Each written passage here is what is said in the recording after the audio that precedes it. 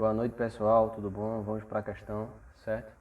Então, esse aqui é a questão escolhida, eu postei lá a enquete no Stories, foi escolhida essa questão. Essa questão é a questão do ITA de 1996. Então, vamos dar prosseguimento a uma questão de movimento harmônico, que é uma parte de ondas. Então, vamos começar no enunciado. Uma partícula em movimento harmônico simples oscila com frequência de 10 Hz entre o ponto L menos L de uma reta. No instante t1, a partícula está no ponto raiz de 3 vezes L sobre 2, caminhando em direção a valores inferiores. E atinge um ponto menos raiz de 2 sobre menos raiz de 2 vezes L sobre 2 ou menos raiz de 2 sobre 2 vezes L, tanto faz. O tempo gasto neste deslocamento então a questão está querendo saber o tempo gasto da partícula entre o T1 e T2, que a gente já tem, então para a gente entender, vamos para aqui. A partícula ela executa um movimento oscilatório, certo? O movimento harmônico simples é um movimento oscilatório. O que configura esse movimento harmônico simples, que é o MHS, é a força restauradora, que sempre puxa a partícula em sentido do eixo ou do ponto de equilíbrio, certo? Que algumas didáticas chamam eixo, outros pontos de equilíbrio. Então, beleza. Essa partícula vai e volta, executou um período.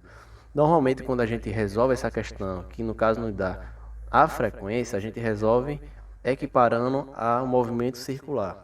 Então, o período aqui vai ser igual ao período do movimento circular, considerando uma circunferência de raio igual a 1. Então, a gente vai usar a trigonometria para resolver isso aqui, unido ao movimento circular, que estão diretamente ligados, certo? Então, a partícula ela vai, chegou aqui, executou o primeiro movimento, aqui é o primeiro instante, segue, segundo instante. Lembrando que a partícula ela vai do T0 ao T2, executando o instante. Então, o instante T2 e T0 até aqui, não daqui até aqui, entendeu? Então, vamos seguir. Ele diz que a frequência desse movimento é 10 Hz. No caso, ele vai e volta 10 vezes a cada segundo. Então, a gente jogando dá 10 ciclos, aqui para o movimento circular, são 10 ciclos por segundo, certo? É mesmo que ele dá 10 voltas a cada segundo. No movimento circular, a gente tem a velocidade angular, certo? Que aqui é chamada de pulsação do MHS. Então, a velocidade angular, para a gente achar, no caso é quantos ângulos ele faz por segundo. Sabendo que ele faz 10 ciclos por segundo, seria 10 giros por segundo. Um giro é 2π, logo ele faz 20π raio por segundo. Então essa é a pulsação ou velocidade angular do movimento, certo? Visto isso, para a gente achar aqui, tanto relacionar no caso, a alongação, que isso aqui é a alongação, com o tempo a gente tem que usar a função horária da alongação. Então a função horária da alongação seria isso aqui, esse x é a alongação que a gente quer em questão no caso, considerando isso aqui a abscissa e aqui a coordenada da abscissa, no caso o x da abscissa. Então o x que a gente quer vai ser igual a L, que é a elongação máxima, a amplitude, assim como preferirmos, vezes o cosseno da pulsação do movimento, a velocidade angular, vezes o tempo, mais a fase inicial, que aqui seria o ângulo inicial na circunferência, certo? Então vamos lá, entender um pouco.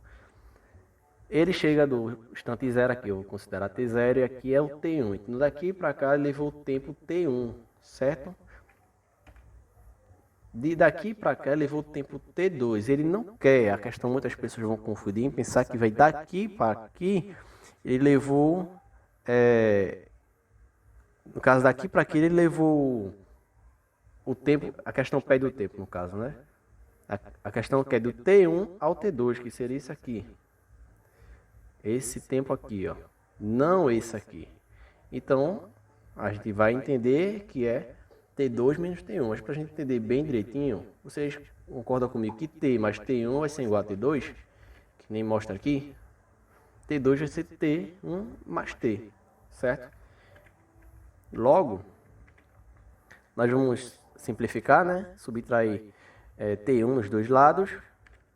Vamos ter T igual a T2 menos T1. Beleza, então isso aqui é o que ele quer. É o tempo final, que é a subtração de T2 de T1, o tempo que ele leva de T1 a T2. E lembrando que em MHS a velocidade não é constante, a aceleração não é constante e a força também não é constante, certo? Vamos lá. Primeiro vamos achar o T1, porque a gente Para a gente achar o T, só é subtrair T2 menos T1. E para achar é só usar a equação horária da elongação, ou função horária da elongação. Lembrando que isso aqui é uma função cosseno, tá? É um gráfico senoidal. Vamos seguir. Então vamos lá, substituindo a elongação que a gente já tem aqui, raiz de 3 vezes L sobre 2 vai ser igual à elongação L, que é a elongação máxima, né? Vezes o cosseno do velocidade angular ou fase do MHS, vezes o tempo instante ao qual ela está, mais a fase inicial, que a fase inicial já vai considerar zero, certo? Como se ela tivesse considerado do grau zero. Simplificando os dois lados para o L, nós teremos que raiz de 3 sobre 2 vai ser igual a cosseno de 20π vezes T1. Então aqui a gente resolveu a primeira parte. Mesma coisa a gente faz com o T2, para achar o T2, né? Simplifica os dois lados para o L, e a gente vai achar que menos raiz de 2 sobre 2 vai ser igual a cosseno de 20π vezes T2. Então, Tiago, como que a gente resolve isso aqui? Vamos entender por quê. Porque raiz de 3 sobre 2, quando a gente vai achar, que no caso a gente vai ter o cosseno positivo, a gente sabe que é um cosseno. Então, cosseno positivo para raiz de 3 sobre 2, quem é cosseno de raiz de 3 sobre 2? Π sobre 6, certo? Então, a gente vai ter π sobre 6, mas a gente também vai ter 11π sobre 6. Ele informa que é sempre em sentido de valores inferiores, não de valores superiores, certo? Que se for de valores superiores, ele é daqui para cá ou daqui para cá, mas o movimento é em sentido anti-horário, no sentido da direita para a esquerda. Então, se ele está da direita para a esquerda, esse T1 vai valer quanto? Π sobre 6. Mesma coisa, o menos raiz de 2 sobre 2. Cosseno de menos raiz de 2 sobre 2, a gente vai ter 2. A gente vai ter 3π sobre 4, a gente vai ter 5π sobre 4. Como ele está em um movimento anti-horário, certo? Que está do maior para o menor, a gente vê que é aqui, ó. Ele equivale aqui, 3π sobre 4. Então, demonstrando isso, ó, como aqui embaixo já mostra como está em movimento. Então, tem essas duas possibilidades, Logo, raiz de 3 sobre 2 vai ser o π sobre 6, certo? Cosseno de π sobre 6. E menos raiz de 2 sobre 2 vai ser igual a cosseno de 3π sobre 4. Beleza. Vamos lá. Então, voltando lá para a primeira parte, só é substituir, certo? Sabendo que raiz de 3 sobre 2 é igual a cosseno de 20π vezes T1, e sabendo também que raiz de 3 sobre 2 nessa questão aqui é igual a cosseno de π sobre 6, logo a gente igualando aqui, ó, certo? A gente vai ter o quê? Que 20π vezes T1 vai ser igual a raiz de π sobre 6 vai ser igual a 20π vezes T1, ou vice-versa, 20π vezes T1 vai ser igual a π sobre 6, esquece a raiz. Simplificando, nós vamos ter que 1/6 vai ser igual a 20T1. T1 vai ser igual a 120 avos. Beleza, então a gente já achou o T1. Segundo, tá? Como lá em cima a gente viu o Hertz em segundo, então aqui está em segundo. Segue o baile, vamos para o segundo. O segundo, mesmo raciocínio, a gente já sabe que é menos raiz de 2 sobre 2, certo? Vai ser cosseno de 3π sobre 4, caso cosseno de menos raiz de 2 sobre 2 é cosseno de 3π sobre 4, substituindo, a gente vai ter que 3π sobre 4 vai ser igual a 20π vezes T2. Simplificando os dois lados por π, nós vamos ter que 20T2 vai ser igual a 3/4 de segundo, logo, T2 vai ser igual a 3/80 sobre 80 avos, beleza? Vamos seguir. Então, nós achamos o T1, o T2, certo? Então, a gente sabe que T vai ser T2 menos T1.